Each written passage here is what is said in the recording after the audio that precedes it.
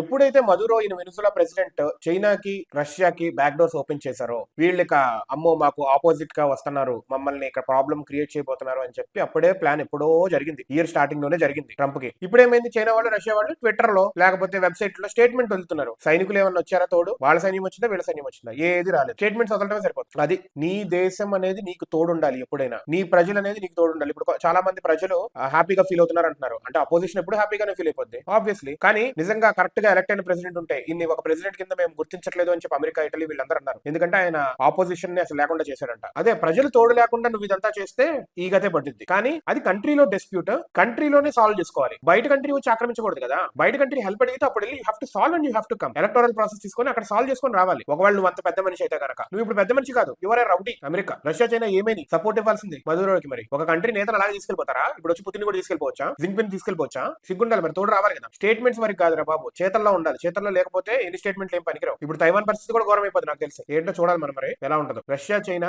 యదవం చేసినట్టు మధురో వెనిజులాకి తోడు రాకుండా అంట రాకుండా ఇదంతా చూస్తుంటే అసలు వరల్డ్ వార్ 3 స్టార్ట్ అవుతున్నట్టే ఉంది మరి చూస్తుంటే. We have to see. ఈయన పీస్ ప్రైజ్ అని చెప్తున్నాడు ట్రంప్. ఏం పీసులు చేస్తున్నాడు మొత్తం ప్రపంచాన్ని ఇప్పుడు.